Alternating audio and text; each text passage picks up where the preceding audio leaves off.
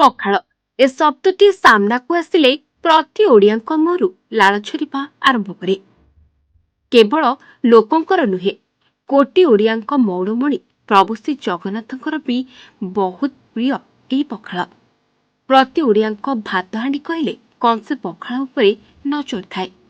ବିଶେଷ କରି ଗ୍ରୀଷ୍ମ ଋତୁରେ ପଖାଳ କଂସାର ଥାଏ ବେଶ ମଜା। ଘରଟିଏ ଚୁଲି ଜାଳି ସେଥିରେ ବଡ଼ି ଭାଜି, ଚୁଙ୍ଗୁଡ଼ି ଭାଜି ଆଉ ତାହାକୁ ରସୁଣ, ସୋରିଷ ତେଲ, କଞ୍ଚାଲଙ୍କା ଦେଇ ପଥର ଶିଳରେ ବାଟି ପ୍ରସ୍ତୁତ କରେ ଶାଖା। କଂସେ ପଖାଳ ସାଙ୍ଗକୁ ଆମିଷ ବାରିରେ ଚିଙ୍ଗୁଡ଼ି ଚଟଣି ଆଉ ବଢ଼ି ଚୁରା ବେଶ ମନଲୋଭା। ଆଜିକାଲି ପଖାଳ ଦିବସରେ ଅନେକ ବ୍ୟୟବହୁଳ ହୋଟେଲମାନଙ୍କରେ ଆଖି ଦୃଶିଆ ପଖାଳ ମିଳେ। ପଇସା ଦେଇ ବିଭିନ୍ନ ବ୍ୟଞ୍ଜନରେ ଖାଇବାକୁ ଗ୍ରାହକଙ୍କର ଲମ୍ବା ଲାଇନ୍ ଲାଗୁଛି। କିନ୍ତୁ ଗ୍ରାମାଞ୍ଚଳରେ ଆଜି ବି ଉଜ୍ଜୀବିତ ରହିଛି ସେହି ମାଟି ଚୁଲି ଶିଳପଟାର ଖାଦ୍ୟ ଓ ପାରମ୍ପରିକ ପଖାଳ କଂସା। ସେଥିରେ ଭାତ ରାନ୍ଧୁ ଆଉ ପଖାଳ ଦଉ। ସକାଳେ ଯାହା ବାରିରୁ ଶାଗ ପନିପରିବା ଥାଏ ଆଣୁ, ବଡ଼ି ଫଡ଼ି କରି ଭଜାଭଜି କରି ଖାଇବାକୁ ଦଉ। ଆଉ ସେ ଯାଆନ୍ତି ଚାଷବାସରେ ଲାଗନ୍ତି। ଆଉ ଖାଇଦେଇ ଗଲେ ଆମର ଗଲା ସରିଲା। ପଖାଳ ହେଉଛି ଆମର ପ୍ରିୟ ଖାଦ୍ୟ। ଆମ ଦେହ ବି ସତେଜ ରହେ, ଆଉ ଦେହ ଭଲ ରହେ, ଆଉ ଶାନ୍ତି ମିଳେ। ପଖାଳ ନ ଖାଇଲେ ପଖାଳର ଔଷଧୀୟ ଗୁଣ ବି ଅଛି। ପଖାଳ ଆମର ପ୍ରିୟ ଖାଦ୍ୟ। ଯେତେବେଳେ ଘରେ କେହି ଲୋକେ କ୍ଷେତକୁ ଯାଆନ୍ତି, ତାର ଘରେ ବାଡ଼ିର ଅନାପନା ଶାଗ, ବାଇଗଣ ଦୁଇଟା ଚୁଲିରେ ପୋଡ଼ି ତାକୁ ଭତ୍ତା କରି କ୍ଷେତକୁ ନେଇଯାଇଥାନ୍ତି। ଆଉ କ୍ଷେତରେ ଚାଷୀ ଭାଇଟେ ପଖାଳ କଂସାକୁ ଦେଖି ଯେତିକି ଆତ୍ମସନ୍ତୋଷ ଲାଭ କରେ, ସେତିକି ମଧ୍ୟ ଆନନ୍ଦ ନେଇଥାଏ ବିଲରେ ବସି ପଖାଳଟିଏ ଖାଇବାରେ। କ'ଣ ପଖାଳ ତ ହେଲା ଆମର ମେନ୍ ସ୍ୱାସ୍ଥ୍ୟ ଖାଦ୍ୟ ଭିତରେ। ଆମର ଚାଷୀ ବୁନ୍ଦି ଲୋକ, ଆମେ ପଖାଳ କଂସାଏ ମାରି ଦେଇକିରି ବିଲକୁ ଗଲୁ ଖଟିବା ପାଇଁ। ଖଟିବା ଭିତରେ ଆମେ ଯେଉଁ ଆନନ୍ଦ ଥାଏ ପଖାଳର, ସେ ଆନନ୍ଦ କ'ଣ ଆଉ ଆଜିକାଲି ଖାଦ୍ୟରେ କ'ଣ ମିଳୁଛି? ବର୍ତ୍ତମାନ ଆଜିକାଲି ଯେଉଁ ଖାଦ୍ୟର ମାନେ ବିଭିନ୍ନ ପ୍ରକାର ଔଷଧପତ୍ର ଖାଦ୍ୟ ଖାଇକିରି ଲୋକମାନଙ୍କର ରୋଗ ବୈରାଗ ଇଏ ସବୁ ହେଉଛନ୍ତି। କିନ୍ତୁ ଆମେ ଚାଷୀ ବୁନ୍ଦି ଲୋକ ତ ପଖାଳ ଖାଇକିରି ଆମେ ବିଲରେ ଖଟିଲୁ, ଦିନ ଭରି ଖଟିଲୁ, କିଛି ଆନନ୍ଦ ଉପଭୋଗ ପାଇଲୁ। ଯେତେବେଳେ ଆମେ ଆସୁ ଘରକୁ ପଖାଳର ଇଏ ଦେଖିଲେ, ଦହି ପକାଇ ଚୁଙ୍ଗୁଡ଼ି ଚଟଣି ଆଉ ଶୁଖୁଆ ଭଜା ଆକୁ ସବୁ ଖାଇବା ପାଇଁ ଗ୍ରହଣ କଲେ ଆମ ଭାରି ସୁସ୍ୱାଦୁ ମିଳେ ଆମକୁ। ସତରେ ଆମ ଠାକୁର ଓ କାକଟପୁରର ଅଧିଷ୍ଠାତ୍ରୀ ଦେବୀ ମା ମଙ୍ଗଳାଙ୍କ ନିକଟରେ ଲାଗି ହୁଏ ପଖାଳ।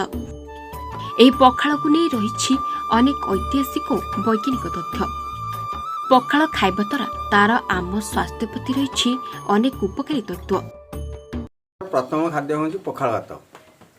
ପଖାଳ ହେଉଛି ଗରିବଙ୍କର ମହାପ୍ରସାଦ। ଆଉ ପଖାଳକୁ ଛାଡ଼ିଦେଲେ ଆମର ସୁସ୍ୱାଦୁ ଖାଦ୍ୟ କିଛି ନାହିଁ। ବାଇରୁ ଯାହା ଆଣିଲୁ, ବାଇଗଣ, ଘରେ ବଡ଼ି, ବାଇରେ ଲେମ୍ବୁ, ଆଉ ବାଇରେ ଭେଣ୍ଡି, ଏସବୁ ଭଜା ହେଲା। ପଖାଳ ଖାଇକିରି ଆମେ ଗଲୁ ଚାଷକୁ। ଆମର ଏଇ କୋଭିଡ଼ ବେଳେ ହିଁ ଏଇ ଜୀବନ ରଖିଥିଲା କେବଳ ଏଇ ପଖାଳ।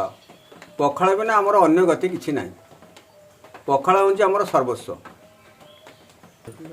ଜଗନ୍ନାଥ ବି ଦିନେ ପଖାଳ ଖାଆନ୍ତି, ସେ ଭାରି ପଖାଳକୁ ଭଲ ପାଆନ୍ତି। ତେଣୁ ଗରିବଙ୍କର ପଖାଳ, ଜଗନ୍ନାଥଙ୍କର ପଖାଳ, ବିଶ୍ୱବାସୀଙ୍କର ପଖାଳ, ଓଡ଼ିଶାର ପଖାଳ। ଯିଏ ଯେଉଁ କାମରେ ଯାଇଥାଉ, ଘରକୁ ଅସହ୍ୟ ଗରମରେ ପହଞ୍ଚିଗଲେ ଆଗ ତା ପାଟିରୁ ବାହାରି ଆସେ, ଘରେ ପଖାଳ ଅଛି ତ? ଯଦି ପଖାଳ ଗଣ୍ଡେ ସେ ଖାଇଦିଏ, ତାର ଦିନ ତମାମ କ୍ଳାନ୍ତ ସେ ମିଟାଇ ଦେଇଥାଏ। ଆଜି ଅତ୍ୟାଧୁନିକ ଦୁନିଆରେ, ଅତ୍ୟାଧୁନିକ ଚାକଚକ୍ୟ ସମାଜରେ ମିଳୁନି ପାରମ୍ପରିକ ଖାଦ୍ୟ। କିନ୍ତୁ ଗ୍ରାମାଞ୍ଚଳ ହାଣ୍ଡିଶାଳାରେ ଆଜି ବି ବାସୁଛି ସେକାଳ ପଖାଳ କଂସା। ସତରେ ଚିଙ୍ଗୁଡ଼ି ଚଟଣି, ବଡ଼ିଚୁରା, ବାଡ଼ିର ବାଇଗଣ ପୋଡ଼ା, ଅନାବନା ଶାଗ ଭଜାର ନିଆରା ପାରମ୍ପରିକ ଖାଦ୍ୟ। ସେ ଯେମିତିକା ଲୋକେ ହେଉଥାଉ, ଏହି ହାଣ୍ଡିଶାଳର ବାସ୍ନାକୁ କେହି ଏଡ଼ାଇ ପାରିବେନି। ସେହି ପଖାଳକୁ ନେଇ ରିପୋର୍ଟର ଷ୍ଟୁଡିଓର ଗ୍ରାମାଞ୍ଚଳ ପଖାଳ ହାଣ୍ଡି ଉପରେ ଏହି ସ୍ୱତନ୍ତ୍ର ଉପସ୍ଥାପନା। ଆମର ପଖାଳ ହେଉଛି ଆମ ଓଡ଼ିଶାର ପ୍ରିୟ। ଆମ ଓଡ଼ିଶାର ଖାଲି ନୁହଁ, ଆମ ପ୍ରଭୁ ଜଗନ୍ନାଥଙ୍କର ପ୍ରିୟ, ମା ମଙ୍ଗଳାଙ୍କର ହେଉଛି ଏଇଟା ପ୍ରିୟ।